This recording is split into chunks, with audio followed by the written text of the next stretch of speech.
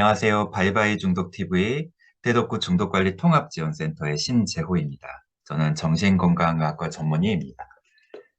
2022년도에는 바이바이 중독TV가 청소년 중독 예방교육으로 대체해서 시행을 하고 있습니다. 그래서 여러분들께 세 번에 걸쳐서 예방교육을 진행을 하는데요. 첫 번째는 청소년 뇌가 어떤 특징이 있고 또 중독에 왜 취약한지 알아보고, 두 번째는 대표적인 중독인 물질 중독에 대해서 알아보고, 다음으로는 스마트폰 행위 중독이 대표적이죠. 스마트폰이 또 여러분들의 어떻게 좀 과의존 형태로 나타나는지 알아보도록 하겠습니다.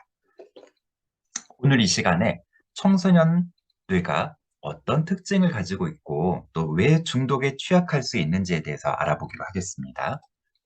자, 중독에 대해서 과학적으로 먼저 이 중독의 개념, 우리 뇌가 중독이라는 게 어떤 식으로 나타나는지를 좀 설명을 드리려고 합니다.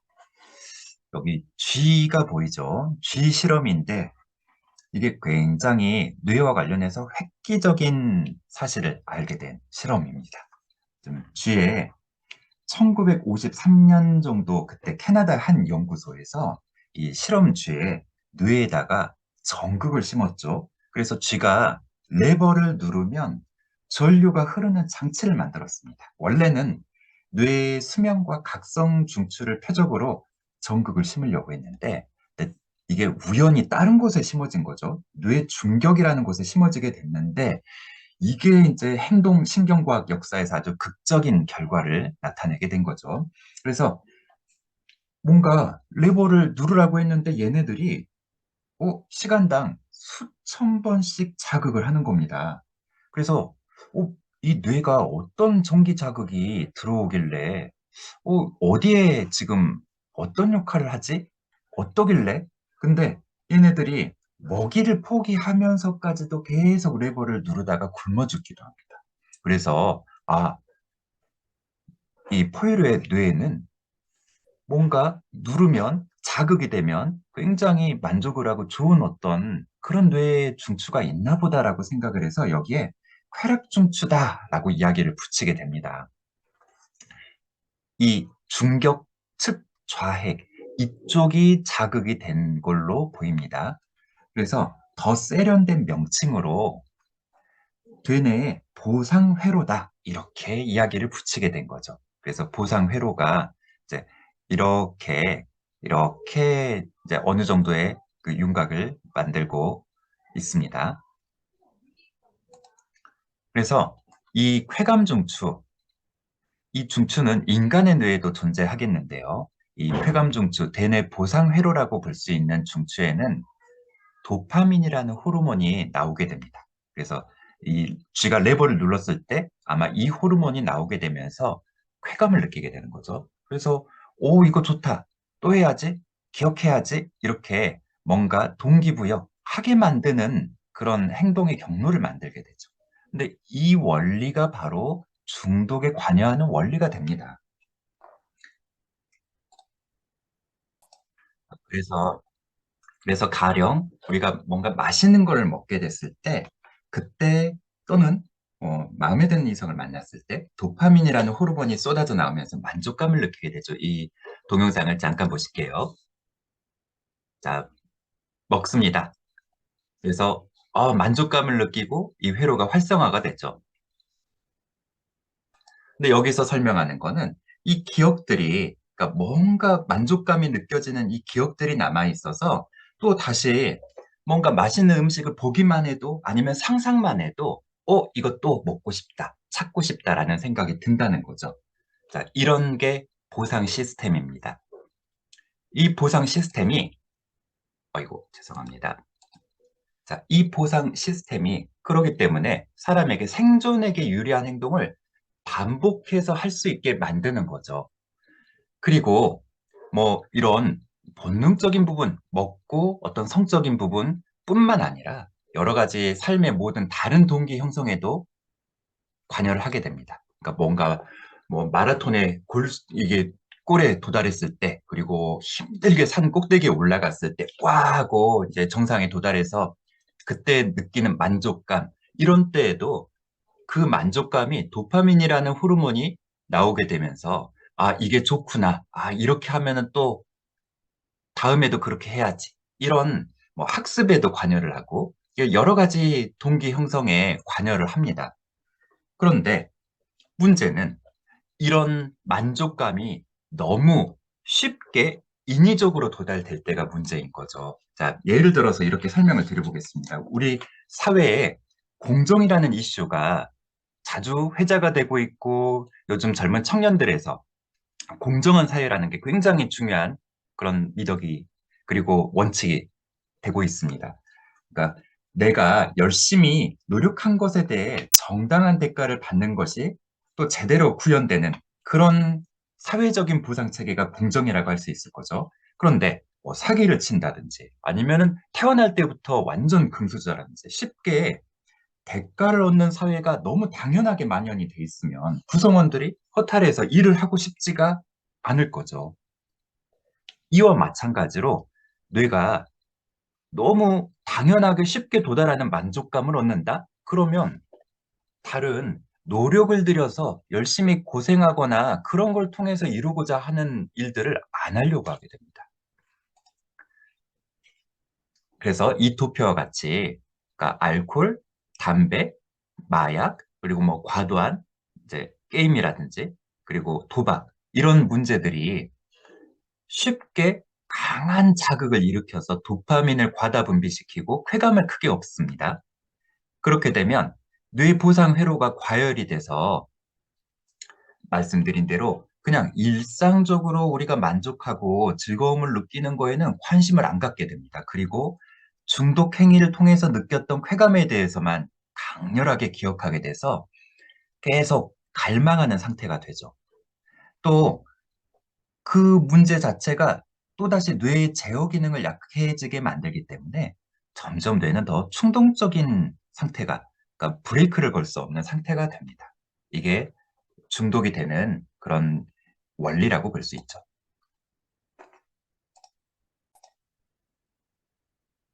그래서 이제 청소년의 뇌가 어떻게 발달이 되고 또 어떤 특징을 가지고 있기 때문에 중독에 취약할 수 있는지를 설명을 드리려고 합니다. 자, 이게 뇌 모양을 측면에서 옆에서 본 건데요. 이쪽이 앞쪽, 이쪽이 뒤쪽입니다. 그래서 전두엽이라고 하고요. 그리고 옆에 있는 거를 측두엽, 그리고 위쪽에 있는 거를 부정엽이라고 하고 이 뒤쪽에 있는 뇌 부위를 네, 그러면 지금부터 청소년의 뇌가 어떤 특징이 있고 어떻게 발달하는지 또 설명을 드리면서 그래서 중독에 왜 취약하게 되는지 말씀을 드리겠습니다. 자, 이게 뇌를 측면에서 본 사진입니다. 옆에서 본 건데요. 이쪽이 대뇌이고 여기가 소뇌이고 그리고 여기가 이제 생명 중추 역할을 하는 그런 간뇌와 중뇌가 있고 연수를 통해서 이 척수로 이어지게 됩니다. 근데 이 대뇌가 이쪽이 전두엽, 측두엽, 그리고 두정엽, 그리고 후두엽으로 돼 있는데 이 전두엽이 이 인간에서 굉장히 고도의 기능을 담당합니다.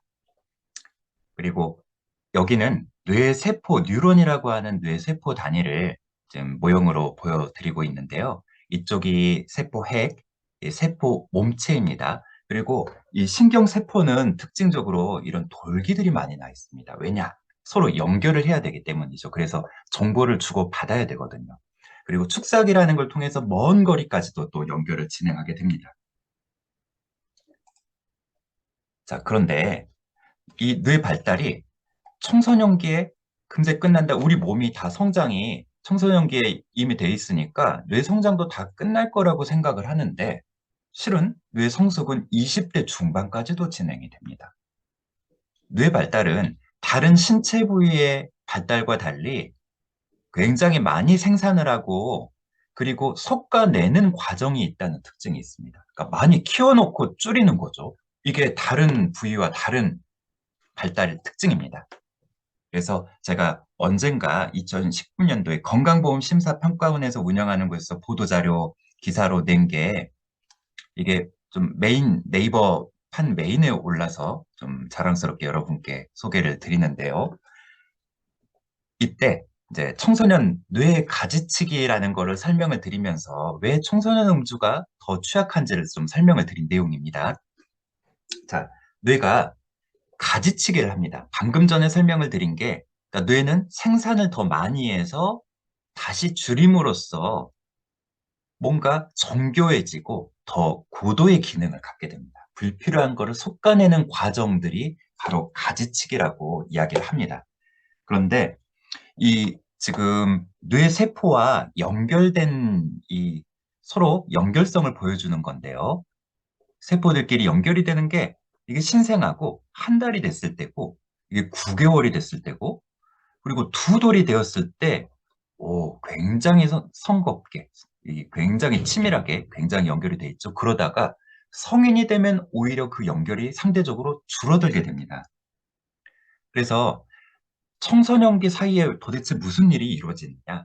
그러니까 여러 가지 경험들을 하게 되면서 중요한 정보만 놔두고 불필요한 거를 솎아내는 겁니다. 특히 청소년기에는 보호된 환경에서 지내다가 급격하게 환경적인 변화, 여러 가지 그런 세상에 대한 경험들을 하게 되고 신체적인 변화를 겪게 되기 때문에 경험들이 굉장히 많아지죠.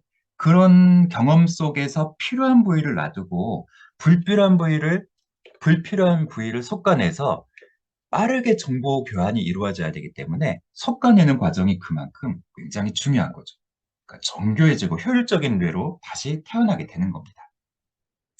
특히 이런 가지치기는 뇌 전두엽에서 아주 활발하게 일어나는데요.